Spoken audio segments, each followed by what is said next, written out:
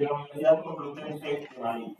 Vamos a dar inauguración, vamos a dar comienzo a una de las 79 actividades académicas que integran los cursos de grado bioscorial de esta edición, dando con ello comienzo a una actividad académica de extraordinaria relevancia y de extraordinaria excelencia por las personas que integran el prestigiosísimo panel de ponentes que van a desfilar por esta tribuna durante los próximos días.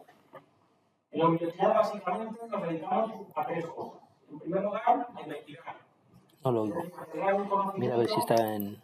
Que es nuevo y que no existe. Mira a ver qué señales está escuchando. En segundo lugar, en la universidad, como es obvio, tenemos un primario que debe ser un servicio público educativo. Es decir, nos dedicamos a proyectar ese conocimiento. En el caso de la universidad. No, volumen de entrada no.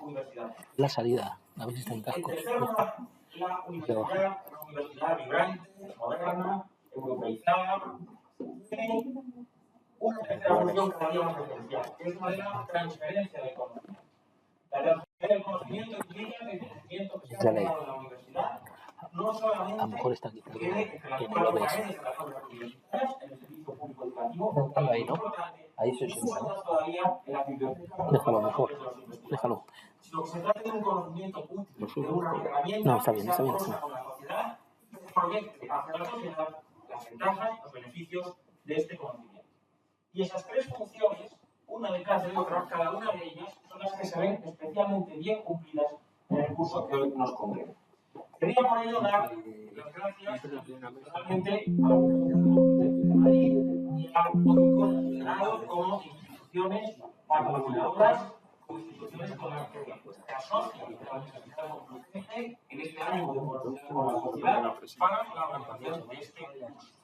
Quiero por ello agradecer enormemente la presencia entre nosotros, en primer lugar, de Luis Quiroga, en su condición de cofundador y presidente de OICOS, y de don Javier Dorado, director ejecutivo de Legados Clínicos. Ambas instituciones Solamente están detrás de esta porosidad y de esta proyección con la que este curso se lanza a la sociedad. Miren ustedes, todo lo que tiene que ver con el clima, con el cambio climático, con la energía, con la eficiencia, constituye uno de los más importantes retos transversales de las sociedades occidentales y muy particularmente de la sociedad europea. Este es un tema en el que, por sostenibilidad, lo mismo económica que social, que medioambiental, Europa no puede quedarse atrás si quiere ser competitiva. Es algo innegociable. Pero al mismo tiempo, los valores, al mismo tiempo, las necesidades, al mismo tiempo, una necesaria sensibilidad social a favor de un cambio de paradigma, también en el mundo de la energía, deriva el planteamiento, la puesta encima de la mesa sobre el tapete de todas las sociedades europeas de nuevos retos climáticos, de nuevos retos en relación con la ecología, con una ecología compatible con esa sostenibilidad social, con esa sostenibilidad ambiental y con esa sostenibilidad económica que en última instancia hace y convierte en competitiva de alguna manera la economía y concilia, digamos, esa sensibilidad medioambiental con la necesaria prosperidad, con la necesaria eficiencia que nos demandan los ciudadanos europeos para mantener nuestro modo de vida. Y este, en síntesis, es el gran reto que nos va a abordar en este curso. Curso respecto del cual quiero agradecer enormemente la implicación de tantas personas, en primer lugar de todos ustedes como asistentes, en segundo lugar del extraordinario, del excelente panel de ponentes que van a intervenir a lo largo de la jornada y muy particularmente quiero agradecer el papel de la directora doña Valentina Martínez en su condición de directora de OICOS y como persona a la que acredita una extraordinaria trayectoria curricular universitaria en relación con todos los temas que se van a tratar en el Congreso. Estoy convencido de que a lo largo de la jornada de hoy y atendiendo a las personas que van a participar en esta actividad, a las que asisten, cuya cualificación está fuera de toda duda, y a las que van a ejercer de panelistas, de ponentes, los frutos que se van a desarrollar van a ser de alguna manera extraordinarios. Extraordinarios en este encuentro, en este seminario, que, digamos, en el marco de la universidad, con la libertad propia de la academia, con el rigor propio de la academia y con la tranquilidad propia de la universidad de verano, van a ser abordados, insisto, con rigor, con conocimiento científico, con conocimiento social y al mismo tiempo con ánimo de integración, de intercambio de experiencias, de ampliación de perspectivas y en general de todo lo que supone la universidad y en particular la Universidad de verano. Voy a continuación, después de darles nuevamente las gracias a todos ustedes por su comparecencia entre nosotros y por su asistencia en el día de hoy a este curso, a don Luis Quiroga, de quien he dicho que es cofundador y presidente de Oikos, que es uno de los patrocinadores de este curso, junto con la Universidad Complutense de Madrid, y que además es socio director y fundador de varias iniciativas de gestión de fondos especializadas en inversiones en transición energética. Luis Quiroga, por lo tanto, es una persona especialmente cualificada para hablarnos, para enmarcar lo que va a ser el programa de este importante evento científico y social y para ponernos el toro en suerte de lo que va a significar el conjunto, ¿verdad?, de actividades que se van a desarrollar esta mañana. Querido Luis, tienes la palabra. Muchas gracias, José María. Buenos días, es un placer estar aquí en la primera presencia de Oikos en los cursos de verano de la Universidad Complutense en Escorial, especial agradecimiento a la Universidad Complutense por habernos abierto sus puertas. Voy a hacer unas breves menciones al programa y también una reflexión para situarnos en el contexto de los objetivos del curso que nos ocupa hoy. Como habéis podido ver, el programa se estructura en 3 ponencias maestras que correrán en orden de secuencia, correrán a cargo de Elena Pita, la directora de la matemática. Muchas gracias, directora. Va a tratar, recogiendo un poco las palabras del vicerrector, y con referencia al desafío del cambio climático, a recoger el estado del desafío al que nos enfrentamos. A continuación,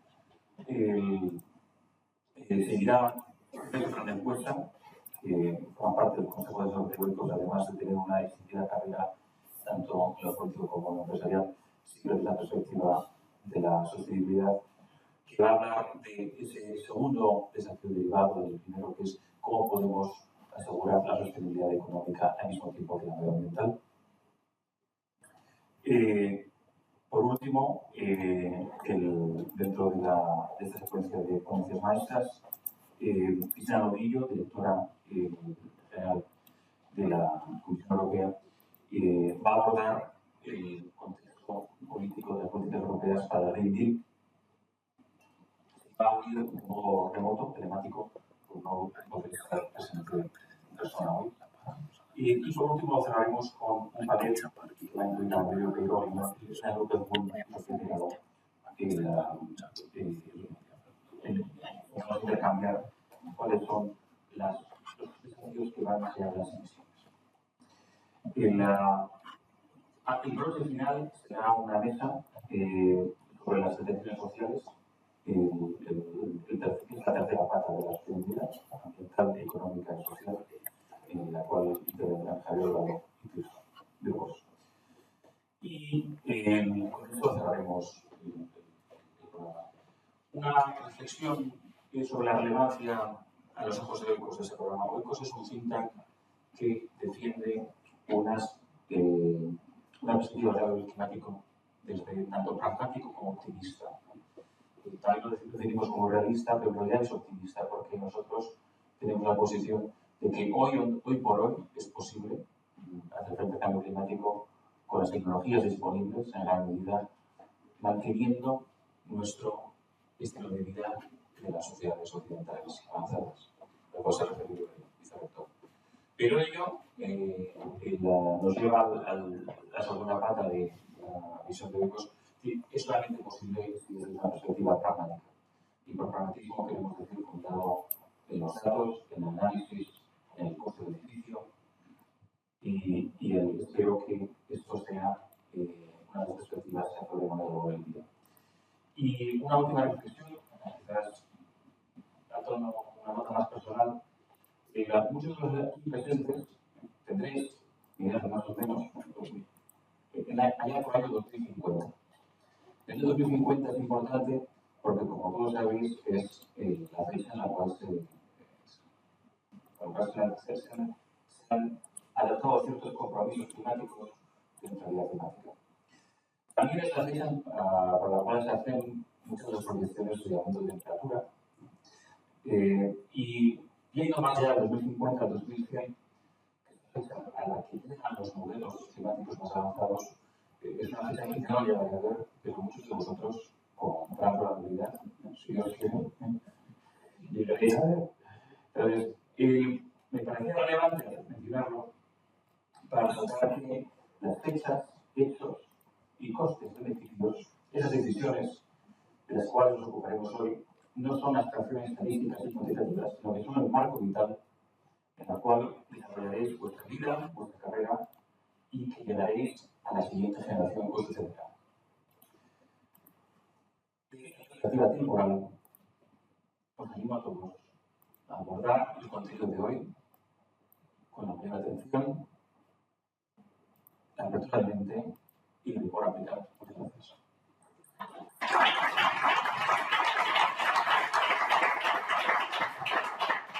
Bueno, pues con esa atención, apertura de mente y rigor aplicado a los que mencionaba Luis Quiroga, quiero subrayar la excelencia, insisto, de los panelistas, de las personas que van a intervenir y que Luis ha reflejado de una forma sucinta. Personas que han ocupado o que ocupan las máximas responsabilidades en relación con la ecología, con la gestión del reto climático, con, vamos a decir, los principales operadores del mercado, responsables a su vez de la unión climática, y todo ello desde la política activa, desde la política con perspectiva, es decir, personas que han ocupado de alguna manera importantes responsabilidades públicas en la gestión de la materia, y que en alguna medida son responsables de las buenas prácticas que hoy conocemos, de las que disfrutamos, con personas que están a los mandos de las más altas entidades, digamos, los más altos puestos de las entidades empresariales que se ocupan de estas cuestiones, y en general, de lo contrario, es decir, de personas jóvenes, inquietas, interesadas, intelectualmente vibrantes, por tener todo el conocimiento que se pueda, por absorber todo el conocimiento que se pueda, teórico y aplicado sobre estas cuestiones tan relevantes y que, como se subrayaba por el presidente de Oikos hace un momento, condicionarán sin duda el futuro. Tiene a continuación la palabra don Javier Dorado en su condición de director ejecutivo, delegados Clima, Country Manager de Our Common Home y a su vez profesor universitario en el área de gestión pública. Javier. Muchas gracias, querido rector. Muchas gracias, Luis Quiroga y Valentina, por parte de Oikos. Es un placer, por parte de delegados, poder participar también por primera vez en el programa de los cursos de verano de la Universidad Complutense de Madrid, que para nosotros es un orgullo y además comprendemos y entendemos que es el espacio apropiado para poder discutir sobre asuntos de la importancia como los que nos ocupan en el día de hoy. Delegados es una organización de carácter medioambiental y climático que busca que precisamente la acción climática se convierta en un elemento de cohesión social, apelando a aquellas audiencias, colectivos de la sociedad española que hasta el momento no se han sentido suficientemente apeladas o incorporadas a la conversación pública y, por lo tanto, al proceso de creación de políticas públicas en España, lo cual genera lo que nosotros hemos identificado como un riesgo de polarización que precisamente buscamos evitar, ¿no? De alguna manera cubriendo ese gap o ese espacio entre los decisores públicos y entre las personas que nosotros llamamos guardianes de la naturaleza, que están en el día a día en contacto con el entorno medioambiental. Creemos, y lo decimos con total honestidad, que el asunto y el título de esta escuela, de esta jornada, es muy apropiado, ¿no? Hemos llamado del Green Deal al Clean Deal. El Clean Deal tiene la ideología y no es más, no se trata únicamente de un juego de palabras. Se trata de algo en lo que nosotros queremos reparar, pensar, reflexionar y sacar conclusiones. Por eso, además del rigor y la representatividad de las personas que forman parte de esta jornada, lo cual celebramos y agradecemos, también queremos hacer una apelación importante a la comunicación, como una de las herramientas fundamentales para que todo lo que nosotros trabajamos y lo que las diferentes instituciones trabajan se pueda convertir en algo realmente efectivo y algo realmente comprensible por parte de todos. Por eso agradecemos especialmente la participación de la Comisión Europea, del Gobierno de España, de las diferentes instituciones y de personas de diferente perfil, generación y condición que formáis parte de esta escuela y a la cual yo, en aras de reforzar la idea de la comunicación, os animo a participar en cada oportunidad que tengáis en este debate, porque cuando aquí hablamos de comunicación, nos referimos a la comunicación desde el valor de la escucha, el valor del habla, el valor de la reflexión y el valor de la discusión, desde un punto de vista constructivo. Por lo tanto, creemos que es muy importante que esta transferencia de conocimiento a la que apelaba antes el vicerrector se convierta en una realidad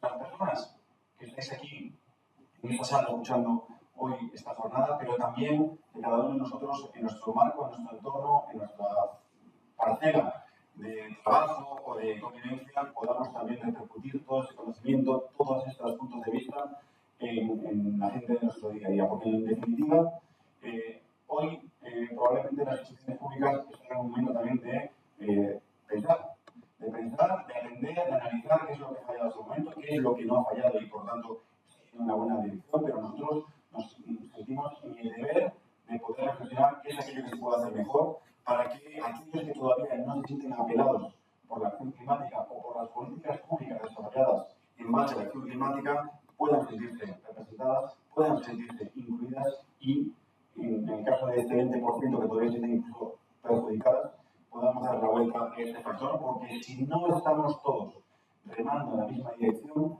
será difícilmente alcanzable los objetivos que tanto social, económica como políticamente nos hemos planteado de cara al horizonte 2030 y de cara al horizonte 2050. Por todo ello, creemos que la pertinencia de esta jornada está fuera de toda duda y espero que a las 6, cuando acabemos esta jornada, nos vayamos todos aquí con la conciencia, o mejor dicho, con la convicción de que tenemos un gran trabajo por delante y sobre todo un compromiso para que lo que hoy puedan ser puntos de vista quizás iniciales, dentro de unas horas sean unos puntos de vista más enriquecidos y que podamos aplicar, como decía antes, en nuestro día a día. Así que, por mi parte, nada más, y agradeciendo de nuevo a la Complutense, a la Universidad de Madrid y a Oikos la colaboración para esta jornada. Espero que sea todo un éxito lo que vamos a vivir en las próximas horas. Muchas gracias.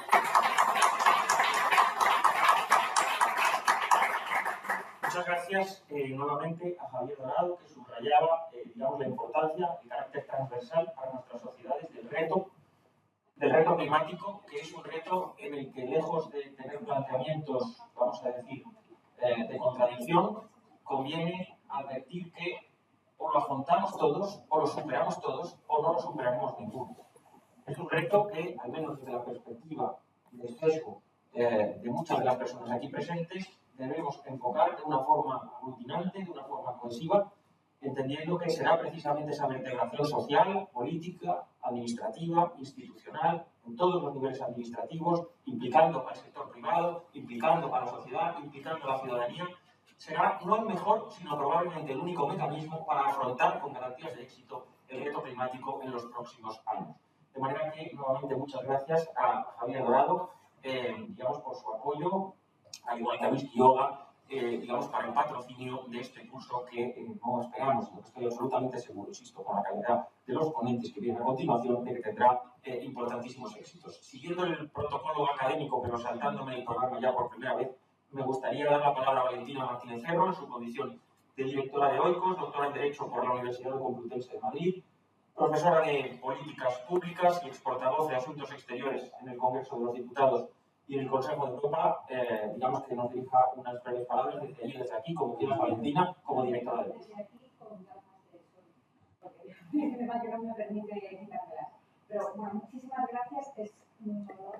Gracias, María. Hemos hecho verano inédito en la Complutense, dentro del marco de los cursos de verano de la Complutense. Gracias, en verdad, rector, que nos ha ayudado muchísimo sobre nuestra vida, todos los y delegados, así que muchísimas gracias. Y la primera ponencia vamos a abrir este curso de verano con Elena Pita, que es directora de la Oficina Española de Cambio Climático, con la cual nos va a colocar un poquito en cuál es el tamaño del reto que afrontamos, ¿no? Y por eso el nombre de la ponencia es algo así como qué retos nos quedan a nivel climático, si todavía tenemos, en qué situación estamos y de dónde partimos, ¿no? Para saber si, como lo hemos llamado, el Green Deal, el Clean Deal, si tiene la ecología e ideología, que como habéis visto en los episodios recientes que hemos vivido en España, sobre todo con el apagón, ha habido una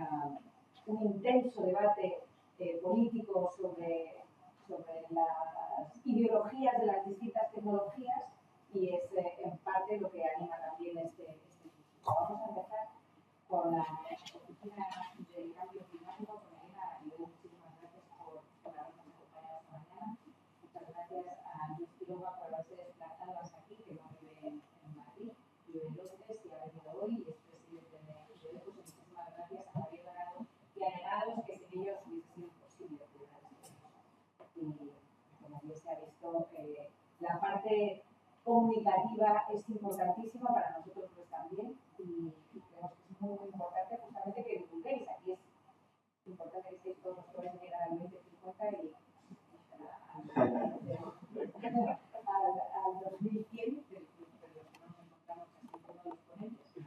Pero agradecemos mucho y animamos mucho también, como veis, la jornada va a tener mucho tiempo, ¿no? Cada una de las ponencias es de una hora, para que también tengamos mucho tiempo para poder hacer preguntas e interactuar y que les hagamos el futuro impacto de nuestro colectivo. Así que, sin más, ustedes se levantan y gracias. Pues muchas gracias nuevamente a Luis Quiroga y a Javier Dorado por su implicación y le damos comienzo a las actividades. Los medios. El mensaje que quería subrayar aquí es, bueno, por un lado, que la ciencia ha sido muy clara indicando el origen antropogénico, que es la influencia humana la que es responsable del calentamiento global, y que hay un límite de seguridad que se fija en 1,5 grados que estamos traspasando. Estamos traspasando en 2024 por primera vez. Esto que realmente un mensaje, digamos, que debería asustarnos como sociedad, creo que tiene que ir acompañado de la otra cara de la moneda. Está bien asustarse, pero hay que saber que sabemos lo que tenemos que hacer para salir de él. Y es un poco en esta dimensión, como decía antes Luis, con cierto optimismo, ¿no? Teniendo en mente que existen soluciones, es como quiero abordar esta parte del desafío, porque creo que es importante, el miedo paraliza, y yo creo que aquí estamos para poner los medios y abordar las soluciones. Otra forma de ver la emergencia climática es este diagrama, que como seguro que ya conocéis, ilustra la parte de arriba el calentamiento global, el aumento de temperatura, y la parte de abajo la pérdida de biodiversidad. Me gusta esta imagen porque conecta, es una forma de explicar o de conectar el cambio climático con el resto de crisis ambientales que estamos viviendo.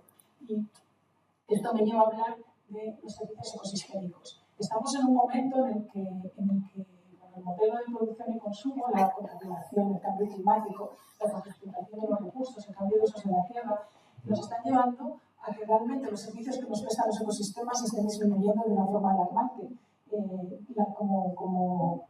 Como sabéis, pero incluyo la definición, por si acaso alguien no está familiarizado con este concepto, los servicios ecosistémicos son los servicios que nos prestan los sistemas naturales y son la base del bienestar humano y de su calidad de vida.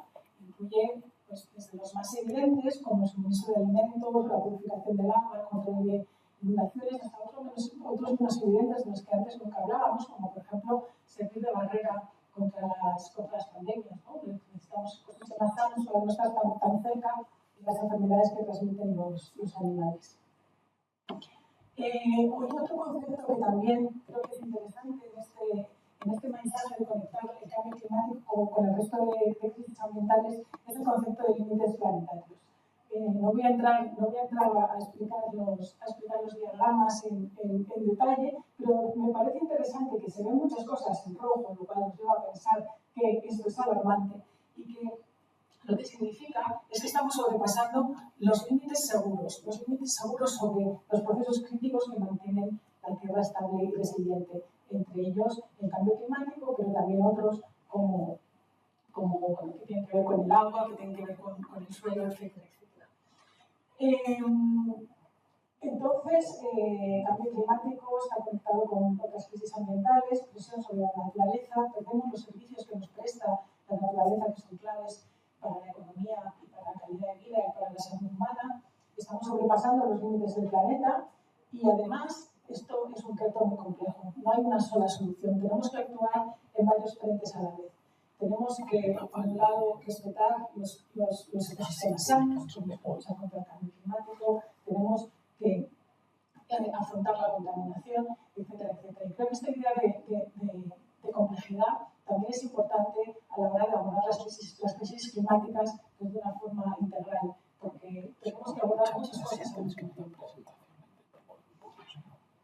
Ante esta emergencia ambiental y ante esta emergencia climática, la respuesta incluye un cambio de paradigma, porque al final lo que está detrás de todos estos procesos, como decía, es un modelo de producción y consumo que no respeta esos límites planetarios y que por lo tanto necesitamos abordar de otra forma. Me gusta esta forma de representar las tres dimensiones del desarrollo sostenible, porque al principio, en los años 80, cuando el informe Brundtland, se hablaba de los tres pilares del desarrollo sostenible. Y yo creo que hemos evolucionado a verlo. Yo antes decía círculos concéntricos, pero el otro día en una charla alguien dijo tartanucial, que me parece más gracioso. Pues con este modelo de tartanucial o de círculos concéntricos, lo que significa es que no podemos sobrepasar los límites naturales, los límites físicos y naturales que marca el planeta. Entonces hay que conceder una importancia especial al respeto de los límites naturales y entender que sobre esta base de recursos naturales se desarrolla la sociedad y se desarrolla la economía. Y ante esta situación, pues la transición ecológica es clave. Hablaba antes también de complejidad, y al mensaje de complejidad quiero añadir también el mensaje de urgencia. Lo que nos dice la ciencia es que estamos a tiempo, pero que hay que actuar ya. Y para eso hay que intensificar las acciones de mitigación y de adaptación al cambio climático. Entrando ya en las respuestas y para terminar un poco con esta primera parte de establecer el desafío, también he elegido esta imagen porque creo que ejemplifica muy visualmente la necesidad de reducir las emisiones de gases de efecto invernadero en las próximas décadas. Es decir, es necesario abordar las causas del problema, las emisiones de gases de efecto invernadero, y hay que hacerlo de forma urgente. Se necesita, según marca la ciencia, expertos de cambio climático, un rápido descenso en la década 2020-2030, que antes he oído muchas veces hablar de la década que es decisiva, y nos encontramos ya más allá de la mitad de la misma, y con una producción pues, de cero emisiones, el net zero famoso, en torno a 2050, que ya hemos mencionado en muchas ocasiones en el debate. Entonces, mitigación, abordar las causas, disminuir los gases de efecto invernadero de aquí a 2050 de una forma urgente.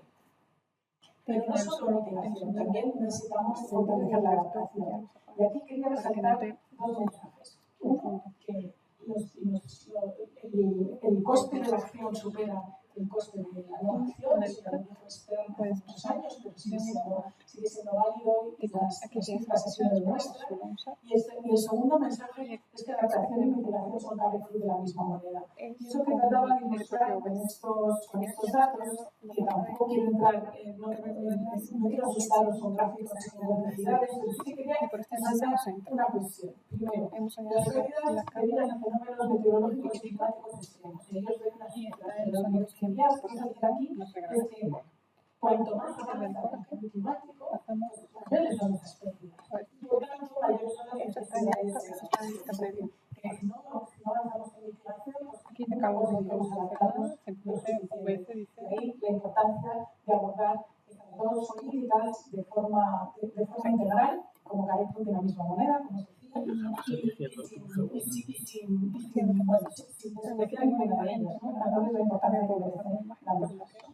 Hablaba de los aspectos económicos de la adaptación, pero también no quiero dejar de mencionar los beneficios ambientales y sociales. La adaptación es el punto de entrada, ese vínculo con la protección de la naturaleza o con la restauración de los servicios ecosistémicos y también puede ser un vehículo importante, por ejemplo, de generación de empleos verdes y de inversiones sociales, porque la naturaleza, aparte de estar afectada por el cambio climático, también es una fuente de soluciones de adaptación y de mitigación del cambio climático.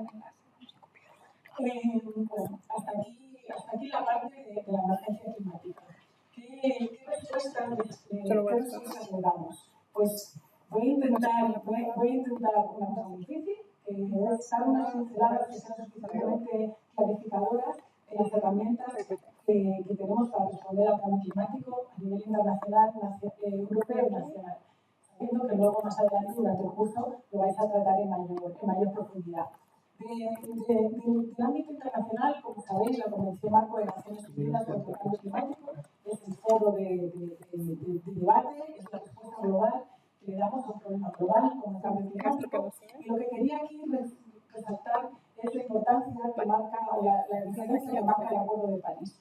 El Acuerdo de París, En este caso, que se adoptó en 2015, la Convención es del año 92, la Convención de Río del año 92. Y después de años y años de negociaciones, lo que se acordó en París, a mí me parece que es de gran interés, porque muchas veces se habla del fracaso de las COP. Yo creo que las COP no fracasan, son una herramienta muy bien diseñada y muy útil. Fracasan los países que no se comprometen en su Pero esta herramienta consiste en que los países que firmamos el Acuerdo de París nos pusimos de acuerdo en que, así como hasta el año 2015, el mundo, desde el punto de vista de la lucha contra el cambio climático, estaba dividido entre países en desarrollo y países desarrollados, respecto a una revolución industrial basada en combustibles fósiles. A partir del Acuerdo de París nos ponemos de acuerdo en que ya ese modelo de desarrollo basado en combustibles fósiles no tiene sentido, que todos somos países en transición ecológica, estamos juntos en esto. Y esto es un cambio de mentalidad muy importante. Es verdad que se reconoce, y por eso voy a hablar de los aspectos éticos, las responsabilidades comunes internacionales según las diferentes circunstancias nacionales y las capacidades respectivas.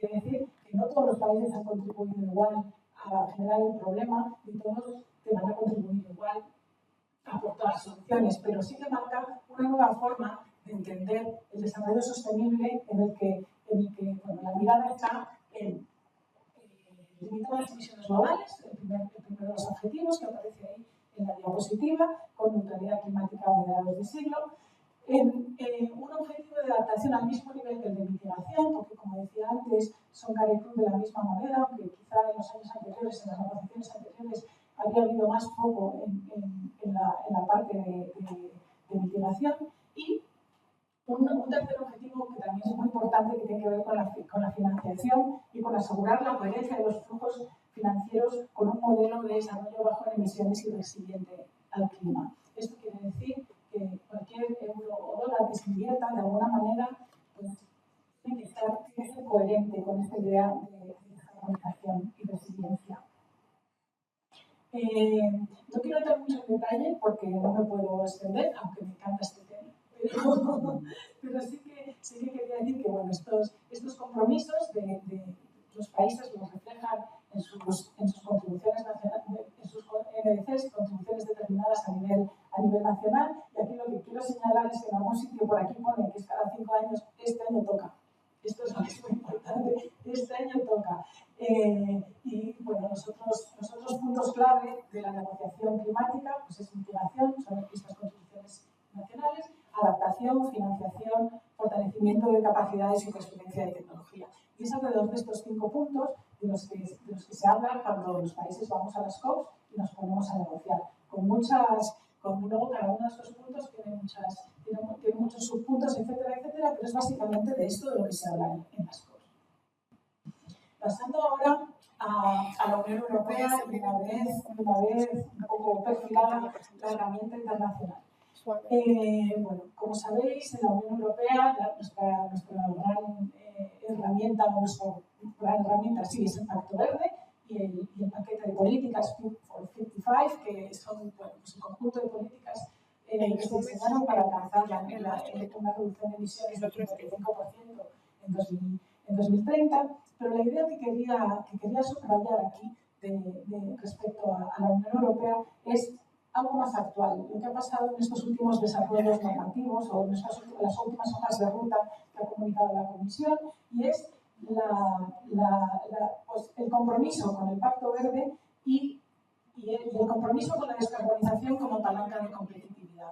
Esta es una idea clave de la brújula por la competitividad, que habéis visto en los periódicos. Tampoco voy a entrar en detalle, pero trata de ver cuáles son las políticas que se requieren para promover las tecnologías limpias, las emisiones, etc. Y la idea clave, como os decía, es que apuesta por la descarbonización como palanca de competitividad. Igual, Igualmente, el Clean Industrial Deal, que también habréis oído en los periódicos estos últimos meses, el Pacto por una Industria Limpia, apuesta porque esa hoja de ruta para alcanzar una industria limpia, pues se basa en que la descarbonización va a ser una palanca de competitividad en la Unión Europea, apuesta por la reducción climática, con la reducción de la meta de alcanzar un 90% de emisiones en 2040. Esta es una meta muy ambiciosa porque el 90% son casi todas las emisiones ya. Entonces creo que es muy importante esta apuesta firme con ese objetivo tan ambicioso, porque como veíamos antes, esa idea de urgencia es un aspecto clave de lo que la ciencia nos dice, es decir, que no estamos eligiendo si queremos o no hacerlo deprisa o lento, es que no nos queda más remedio que hacerlo deprisa. Bueno, y apuesta por las renovables, la eficiencia energética y la economía circular. Pero sin entrar en detalle, es esta idea de descarbonización como palanca de competitividad.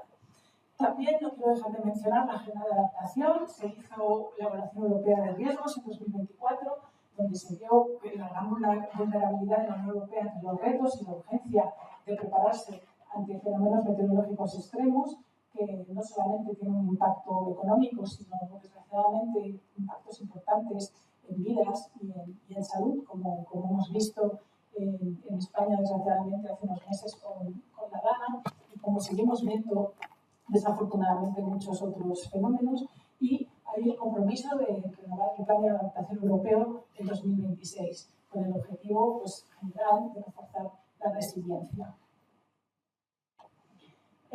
Unas palabras también, como os decía antes, este año toca NDC, este año tenemos que presentar ante Naciones Unidas cuál es nuestro compromiso, cuál es la reducción de emisiones que nosotros aportamos a ese cómputo global para ver si realmente estamos en vías de alcanzar el menos 1,5%.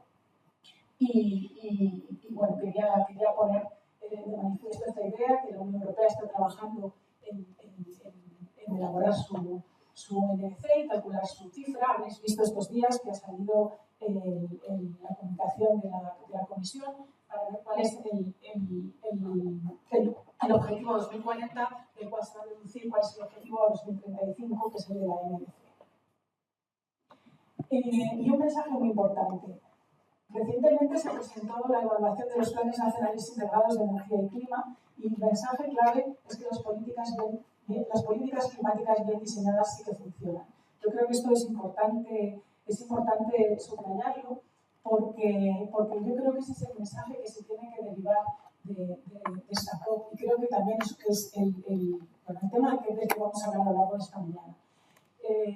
Esta comunicación resalta que la Unión Europea está en condiciones de cumplir con su objetivo de reducción del 55% en 2030 y que se prevé alcanzar una cuota de renovables de 42,5%, con intención incluso de llegar al 45%, que el sistema europeo de mercados de carbono ha sido exitoso. Los sectores incluidos en el sistema han reducido sus emisiones un 47% respecto a los niveles de 2005, pero que también, por supuesto, quedan retos que abordar. Se avanza mucho en renovables, se avanza mucho en mercados de carbono, pero queda más espacio para la mejora, por decirlo de una forma optimista, en eficiencia energética y en el sector de cambio de uso del suelo y uso del sector. Por tanto, pues hay que seguir mejorando, y esta idea de reforzar la colaboración entre administraciones, empresas y sociedad civil es clave, porque ese es el factor de éxito o de fracaso. Pasando ya a la respuesta nacional, yo quería hablar brevemente, por supuesto, de las políticas, porque bueno, la Oficina de Cambio Climático es a lo que nos dedicamos, a coordinar esas políticas, pero también mencionar brevemente que las políticas no son un fin en sí mismo y que hacemos otras cosas, tratamos de acompañar a los sectores y de no perder de vista estos aspectos que mencionábamos al principio, de comunicación y de diálogo con la sociedad, que son clave para la aceptación social de la transición ecológica.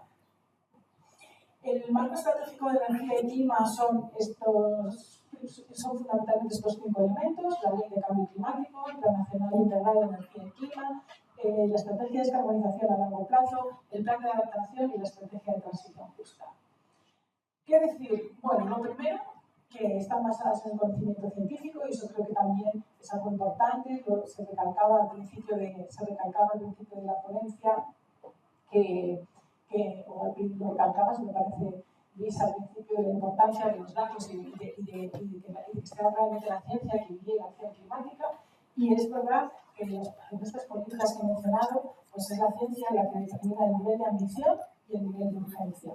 Se utilizan proyecciones, están respaldadas por el trabajo de universidades, centros de investigación, etc. Aquí presento un informe específico que lanzamos hace poco, que es más de ciencia básica sobre el funcionamiento del sistema climático, pero el mensaje que quiero trasladar es eso, la importancia de que estas decisiones y estos retos, estos objetivos están basados en la ciencia, que no es algo que podamos decidir si queremos o no, sino que hay evidencia científica que muestra qué es lo que hay que hacer si queremos la cultura. Las políticas de mitigación, pues así por deciros algunos titulares sin detenerme demasiado, se recogen en el Plan Nacional Integrado de Energía y Clima, por supuesto la Ley de Cambio Climático marca el camino, y la Estrategia de Descarbonización a largo plazo definen la senda para la transición hacia una neutralidad climática, y eso implica, por un lado, una profunda transformación del sistema energético a través del sistema basado en renovables, pero también de otros aspectos que son clave para que la transición energética sea real, por una parte, para que la transición ecológica sea real. Por la parte de renovables, pues es el desarrollo de renovables compatibles con biodiversidad, compatibles con territorio y con desarrollo rural, una cosa que se dice muy deprisa, que es muy difícil de conseguir y que necesitamos trabajar mucho y tener mucha comunicación y tener mucho cuidado y mucha delicadeza con todo ello. Por supuesto, el régimen europeo de comercio de derechos de emisión, los mercados de carbono, que os decía antes que habían funcionado bien, pues hay que seguir trabajando en ello, los sumideros, porque no solamente es evitar las emisiones, sino facilitar las absorciones. Y luego los sectores no energéticos, las emisiones de los sectores agrícola y ganadero, la gestión de residuos y las relacionadas con gases fluorados. Estas las digo con cariño, porque la parte energética la lleva la Secretaría de Estado de Energía, en cambio los no energéticos pues son nuestras de la oficina.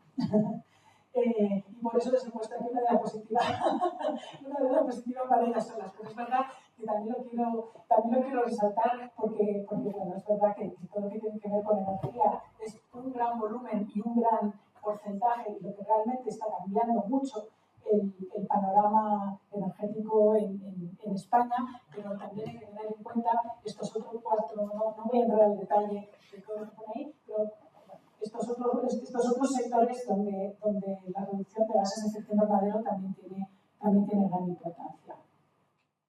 Y por el lado de la adaptación, pues fundamental tener en cuenta que tenemos mucho que hacer en ese sentido.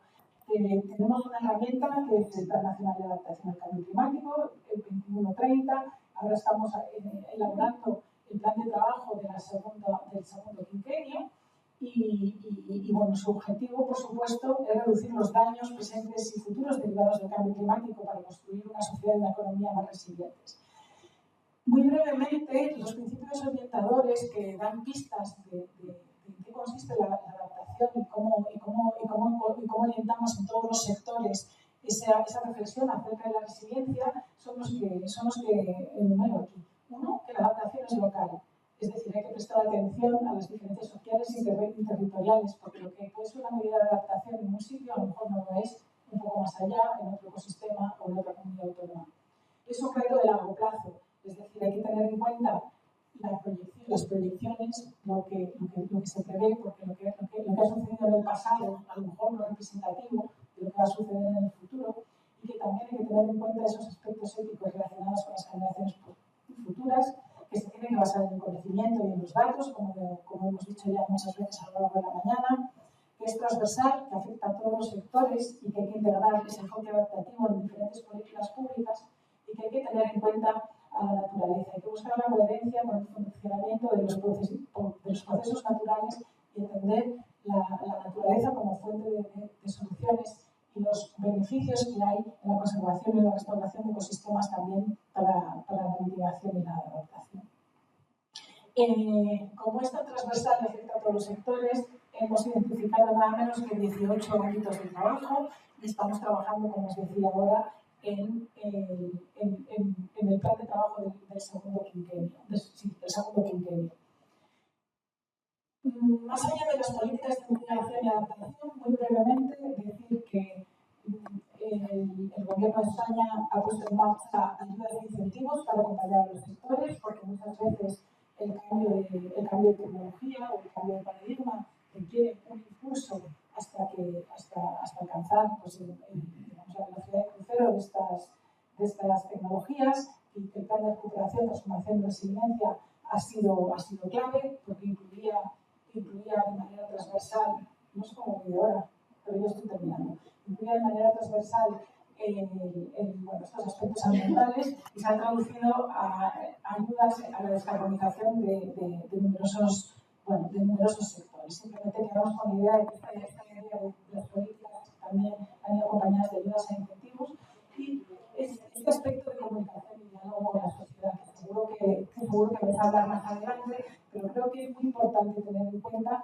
que necesitamos a la ciudadanía y necesitamos que la aceptación pública de estas políticas, porque estamos en un momento de transformación y de una transformación que además tiene que ser urgente, y eso quiere decir que vamos rápido y que hay muchos cambios y que muchas veces los cambios producen miedo y que hay que entender eso y que hay que tener un punto de contacto con la sociedad. Ahí lo que mencionaba es que hay un cambio estructural que tiene que ver con la matriz energética, que tiene que ver con la transición industrial, que tiene que ver con los cambios en la forma de producir y consumir alimentos, pero también un cambio cultural, de mentalidad, que tiene que acompañar todas estas transformaciones y que tiene que liderarlas, ¿no? En cierto modo. Ahí, pues mencionaba como un ejemplo la plataforma Adapteca, donde intentamos tener un espacio de intercambio de buenas prácticas, de poner a disposición de quienes lo necesitan conocimiento, datos y ciencia a través de los escenarios de cambio climático, de poner a disposición de quienes necesitan análisis, estudios, etc. Y, por supuesto, talleres, mesas, diálogo, que son clave para acompañar esta transición. Para terminar esta parte nacional, yo creo que es importante hablar de oportunidades, como decía al principio. En España tenemos la suerte de que ya podemos mostrar este gráfico, ¿no? Un desacoplamiento de las emisiones respecto de los datos económicos. Y aunque luego se hablará más en detalle de estos temas, es que quería resaltar esta idea de oportunidad, de que sí es posible desacoplar crecimiento económico y prosperidad de emisiones de gases de efecto invernadero, y que esto está en línea con lo que hablábamos al principio de la descarbonización como motor de crecimiento para la economía. Algunos datos también para ilustrar estas oportunidades. El Plan Nacional Integrado de Energía y Clima incluye se le concede mucha importancia al análisis de estos factores socioeconómicos. Realmente se considera que es una parte clave, ¿no?, del éxito.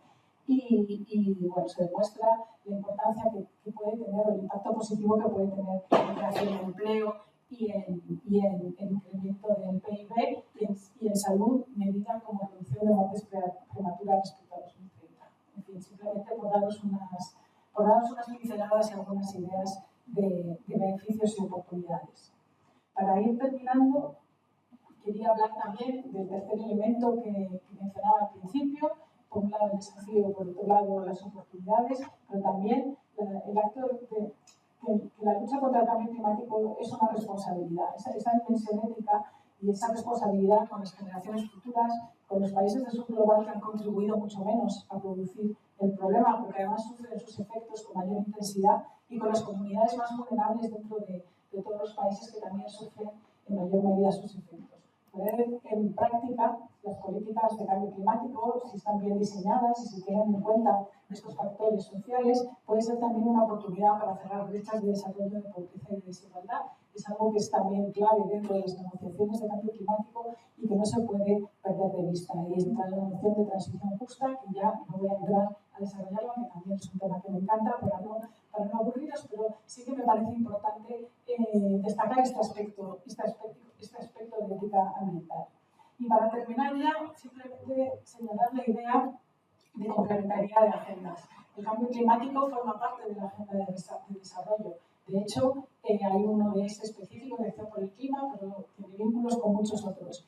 Aquí sí que quería mencionar que, bueno, la semana pasada estuve en la 4ª Conferencia Internacional sobre Financiación para el Desarrollo, que se celebró en Sevilla, que seguramente veríais también en los medios.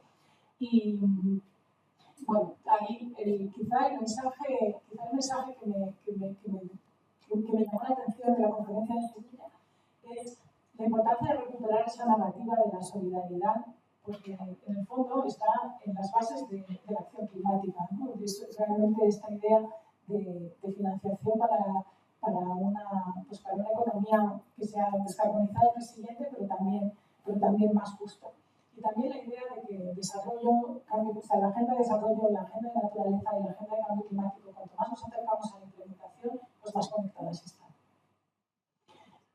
Cambio climático y seguridad, cambio climático y comercio. Bueno, el tema de cambio climático se trata en el Consejo de Seguridad, hay una coalición de ministros de comercio por acción climática. El cambio climático está en los informes de riesgos globales del Foro Económico Mundial desde hace ya muchos años.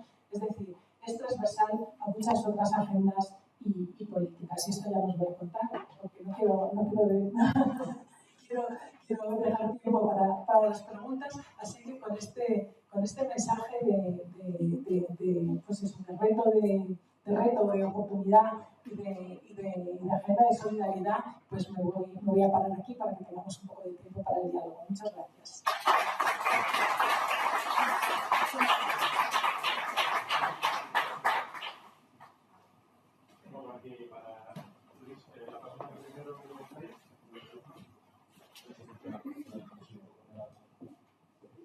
Bueno,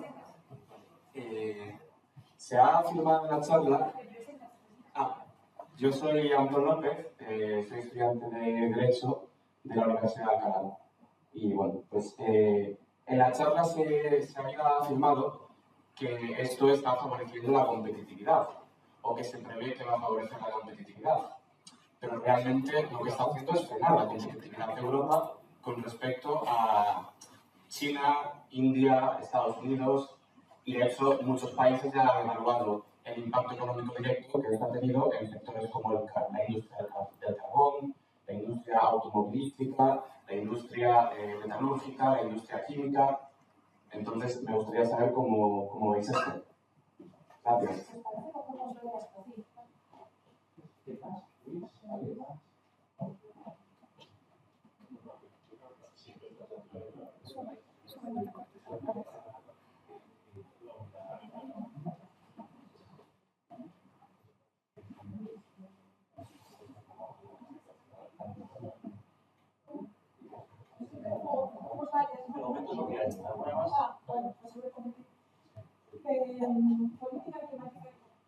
Política climática y competitividad.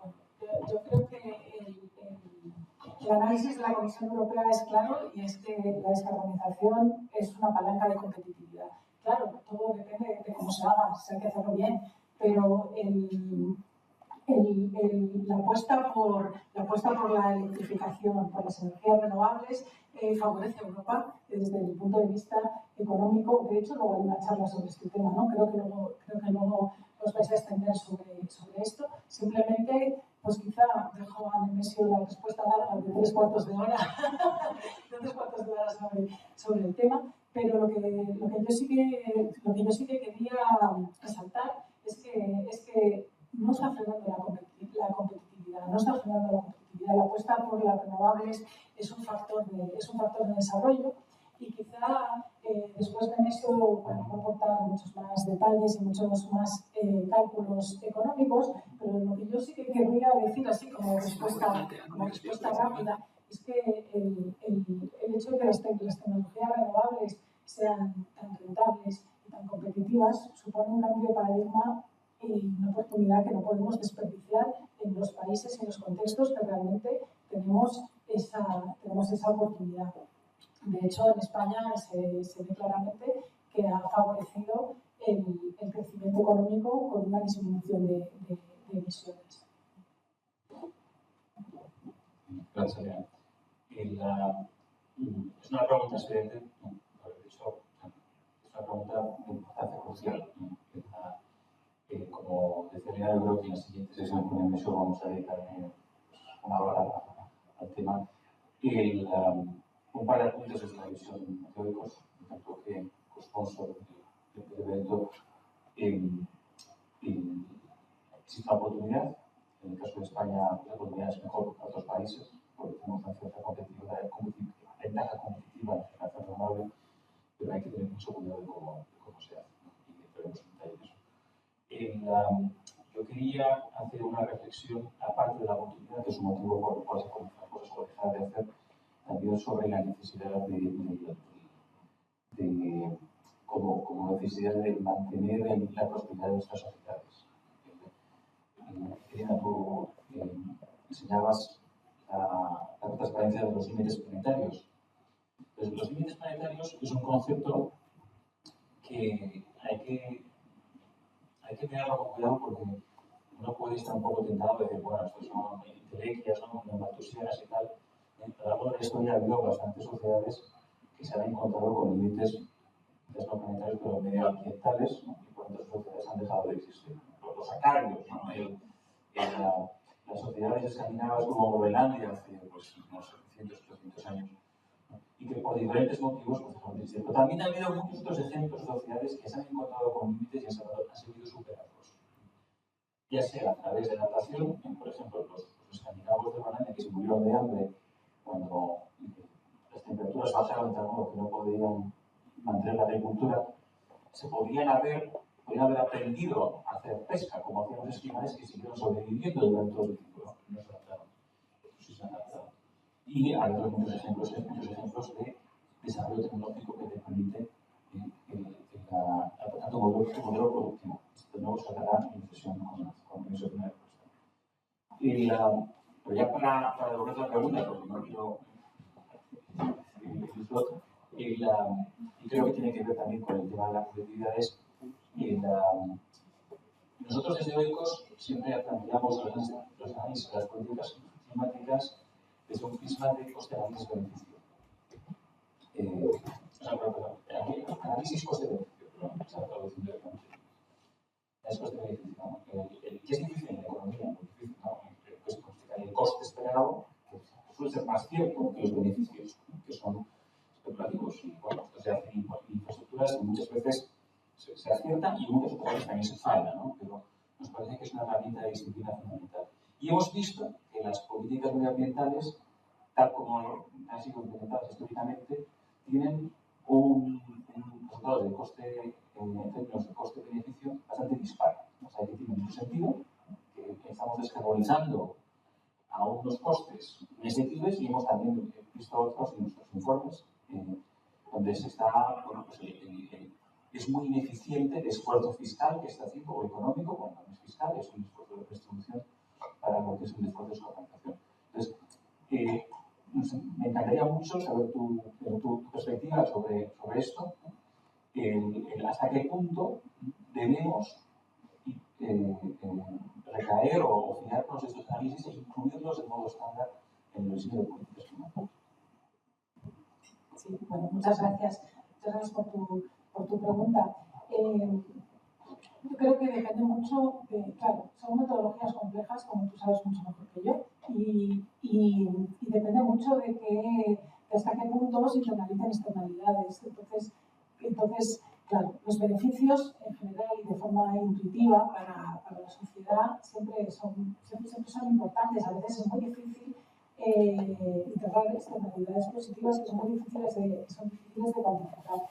Dicho lo cual, creo que se necesita un análisis riguroso de todas las políticas y, de hecho, lo que he mostrado muy rápidamente del impacto socioeconómico del PNIE me parece, por ejemplo, una herramienta clave. Es decir, que las políticas ambientales hay que verlas como que son muy transversales y, sobre todo, políticas tan transformadoras como esta, y que es muy importante medir su impacto en distintos aspectos de la sociedad. Y el hecho del hecho de, porque además eso te lleva a tomar decisiones diferentes, es decir, si tú tienes en cuenta que la generación de empleo es importante, que la salud es importante, que tienes que tener en cuenta la perspectiva de largo plazo, pues tomas decisiones diferentes que si tu mirada es más estrecha y más concentrada.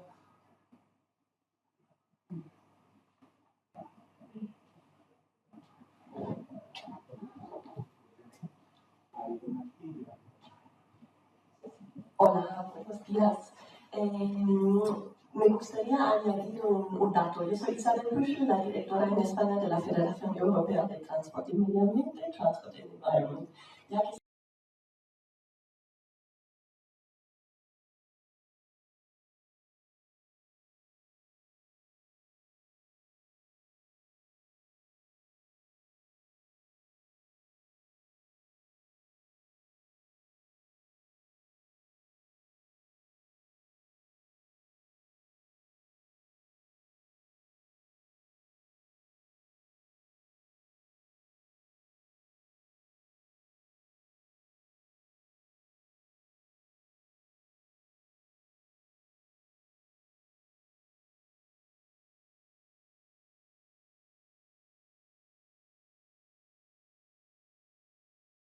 Moción, resaltar también que la transformación hacia la descarbonización de la movilidad justo conlleva una palanca de innovación y de competitividad. Y en cifras, el PNIEC nos lo enseña que en la década 2021-2030 esa transformación supone dejar de importar petróleo por 67.000 millones de euros.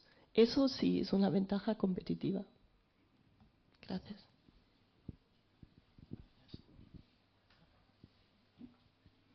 Hola, yo soy Eva Galindo, estudio Relaciones Internacionales en la Carlos III y se ha hablado de las ideologías tras el apagón y de la polarización y quería preguntar qué rol tiene el cierre de centrales nucleares en España en cuanto a competitividad y cómo se puede llevar esto a cabo. Pregunta tan fácil. Por darte sí, la respuesta corta, la agenda del Gobierno es y de momento no ha cambiado, el cierre de las centrales nucleares y la apuesta por las renovables. Esto se ha hecho en base a una serie, es una decisión que se ha tomado en base a una serie de parámetros, pero a mí me llama la atención además uno más que estamos viendo ahora en los periódicos, y es que también las centrales nucleares no están muy adaptadas al cambio climático porque con el calor siempre tienen que cerrar. De hecho, ahora en Francia están cerradas la mayoría de ellas o no sé cuántas, y aquí en España pues sucede lo mismo. La apuesta del Plan Nacional Integrado de Empresa y Clima es una apuesta por la energía renovable y por la electrificación.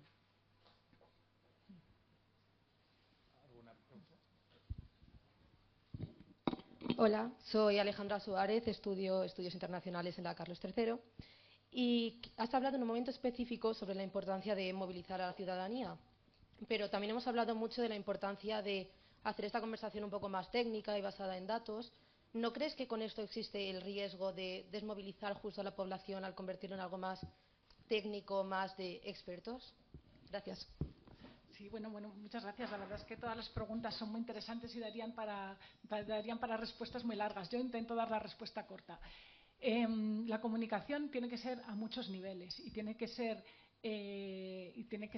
con mensajes muy generales para en cierto ámbito, muy concretos y muy científicos para otro. Yo creo que la clave de la comunicación en general, aquí los expertos en comunicación nos lo dirán quizá más adelante, pero es muy importante segmentar la comunicación, saber a quién te diriges en cada ocasión y saber qué tipo de mensajes tienes que trasladar. Yo creo que es muy importante trasladar rigor, es decir, trasladar que hemos hecho las cuentas, que tenemos en cuenta los escenarios, que sabemos de lo que estamos hablando con todas las posibles incertidumbres, por supuesto, que siempre hay que tener en cuenta, pero eso forma parte de la ciencia, saber manejar la incertidumbre. Entonces hay que trasladar el mensaje de rigor.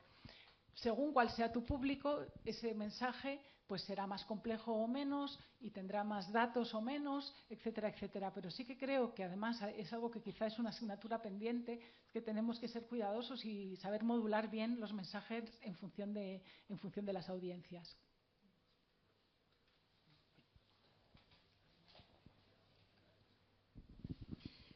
Sí, buenos días. Soy José María Calvo Sotelo, profesor asociado del Instituto de Empresa. Sobre esto, me subo a tu respuesta sobre los mensajes. Yo advierto una cierta tentación en siempre decir la ciencia es la que nos dice, la ciencia es la que decide, es la que fija los objetivos y las ambiciones. Y como una cierta tentación de esa manera eludir un inevitable debate político, que además vivimos con él todos los días, ¿no? Se podría ser, siendo un poco excesivo, referirse al lema del despotismo ilustrado, todo para el pueblo, pero sin el pueblo, ¿no? Y en ese sentido yo te quería, cuando dices la ciencia decide o la ciencia nos dice, si tú miras, como conoces seguramente, el informe famoso del IPCC, sus famosos 5 escenarios de referencia, el escenario mejor en la lucha contra el cambio climático, el más ambicioso, que es perdón por la cifra, SSP 1.9, ese es el que pide la neutralidad climática para el 2050 y da 1,5 grados de aumento de temperatura para el 2040-2060. Hay el SSP 1 2.6 que pide neutralidad climática para el 2075, es decir, 25 años después, duplica el presupuesto de carbono de unos 400.000 millones de toneladas a 800.000 millones de toneladas, y la temperatura media en el 2040-2060 pasa de 1,5 a 1,6. Entonces uno pensaría que la ciencia no nos lo da todo decidido, sino que parece como que al final tenemos que decidir nosotros. Como decía un analista norteamericano, es el we the people, ¿no? Los que tenemos que decir. Y en eso, esa es mi pregunta que te hago, porque en tu exposición he oído en varias ocasiones como que la ciencia nos lo da todo resuelto y, por tanto, no tenemos que discurrir mucho más. Perdona si soy un poco... caricaturizo un poco, pero bueno, es para hacer la pregunta más eficaz. Gracias. No, muchas gracias, porque además eso me permite justamente aclarar eso, porque mi intención era transmitir que no estamos eligiendo digamos que la descarbonización no es que estemos tratando de elegir entre si queremos o no descarbonizar la economía o si queremos o no aumentar la resiliencia. Sea cual sea el escenario que al final por el cual al final estemos avanzando, lo que sí que nos dice la ciencia es que según las políticas que hagamos el calentamiento será uno u otro, y además aparte de estos estudios del IPCC también tenemos lo que ahora llaman los turning points, ¿no? Los puntos de no retorno. Y es que, según cuál sea el calentamiento global, bueno, pues hay procesos que ya van a ser irreversibles. Entonces, por supuesto, ese es el juego que tenemos que hacer, y esa es la importancia que tiene este año el hecho de que vayamos a tener un análisis de las contribuciones nacionales, las contribuciones determinadas a nivel nacional, bueno, los NDCs, que todo el mundo ya sabe lo que es, porque ahí veremos si de forma colectiva, bueno, hacia dónde nos dirigimos. Es verdad que se espera que haya un gap, y es verdad que se espera que haya una respuesta de los países que diga, bueno, tenemos que seguir apostando por esto, tenemos que reforzar nuestra apuesta por la descarbonización y la resiliencia.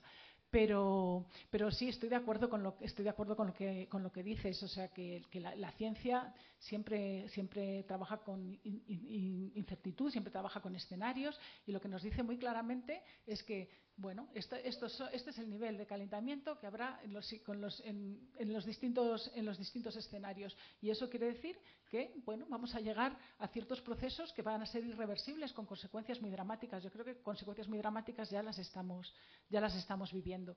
Por eso creo que el mensaje que yo intentaba trasladar es que no estamos eligiendo entre dos escenarios con pros y contras, uno descarbonizar y otro no descarbonizar.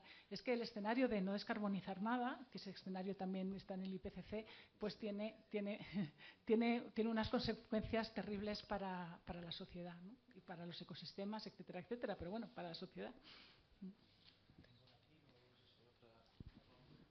Sí, Elena, muchas gracias. Apelabas antes al año 2015, a la COP21, como un punto, digamos, de inflexión en términos de cómo se planteaba todo lo relativo a la lucha contra el cambio climático.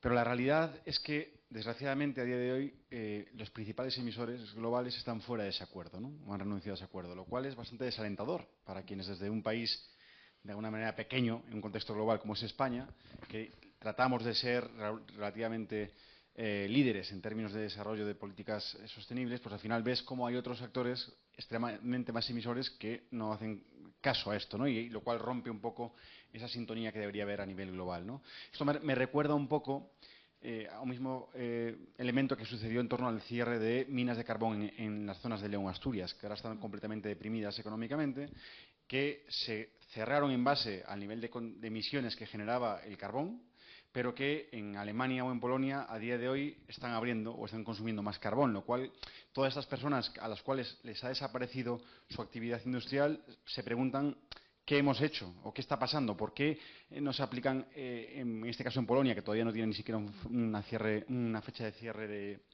de sus minas, ese contraste, digámoslo así, en un contexto global e incluso dentro de un contexto europeo.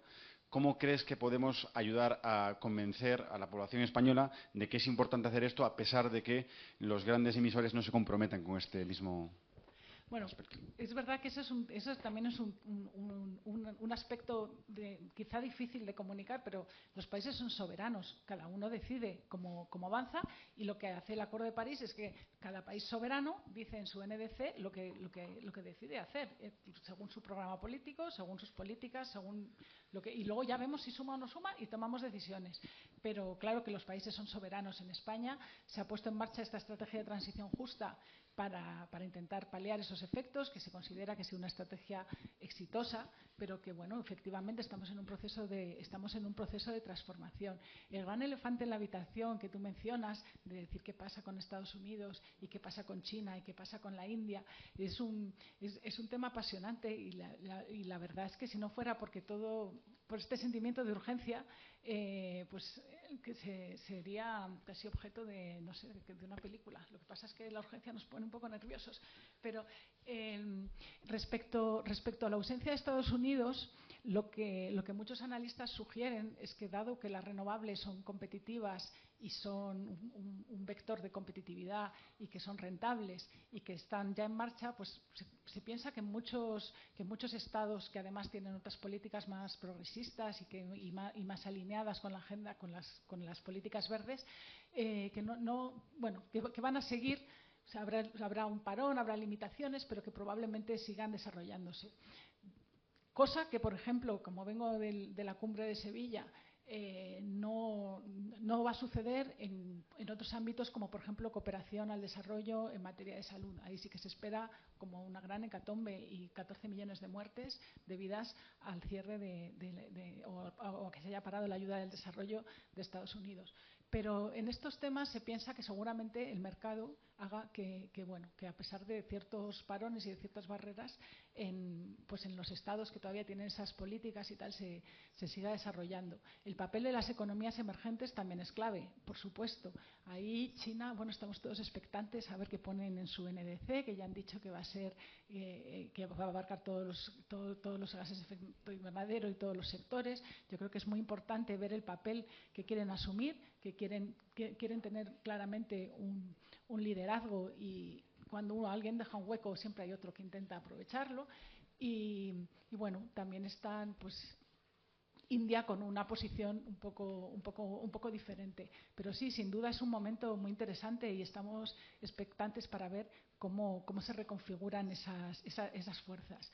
En cuanto a qué decirles a los ciudadanos, yo creo que es importante entender que los problemas globales requieren una solución global, es decir, negociada, pero que de cooperación y de negociación tenemos que hablar todos, porque la atmósfera es de todos la misma, pero que es verdad que los países son soberanos y que los países más ambiciosos tienen que liderar y tienen que tirar del carro, y que eso siempre es un camino recorrido que también favorecerá al resto. Pero es verdad que es importante, por eso yo decía en la parte de comunicación, es importante que nadie sienta que se le está dejando atrás, y ahí muchas veces es que las políticas sean efectivas, eso es lo primero, ¿no? Que las políticas de transición justa sean efectivas y que seamos capaces de trasladar el mensaje.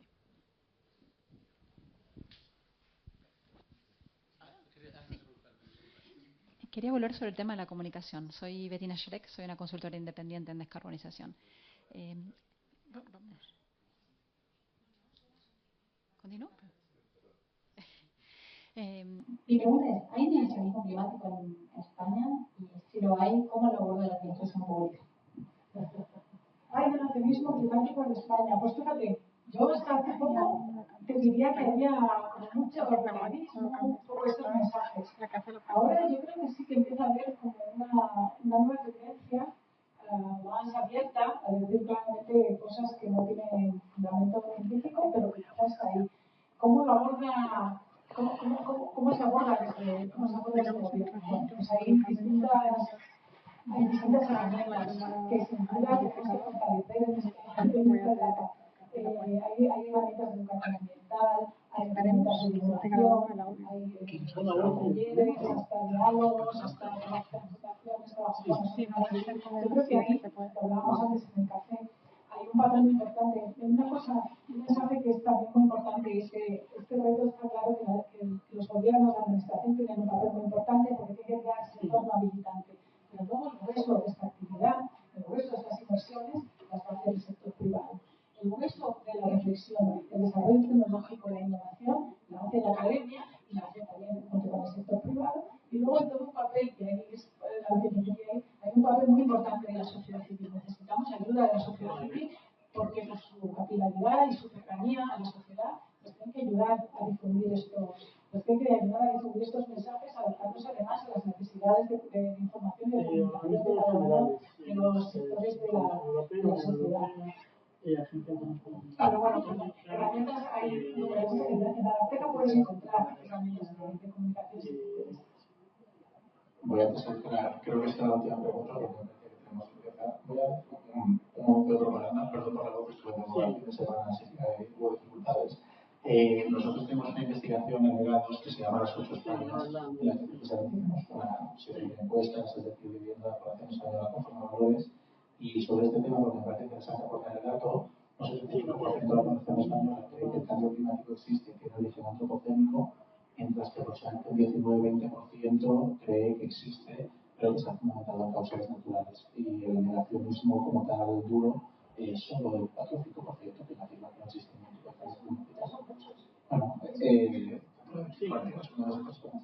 Así que bueno, que en general podría estar en la tendencia porque evidentemente es una foto fija, no es un panel, pero esos son los datos, luego por la tarde lo discutiremos. Perdón por la minchada.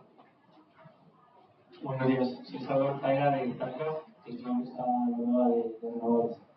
Mi pregunta va ligada a qué valoración se hace desde la oficina el camino que se está siguiendo para alcanzar los objetivos climáticos y más concretamente hasta qué punto esos objetivos climáticos dependen del cumplimiento del PNIE.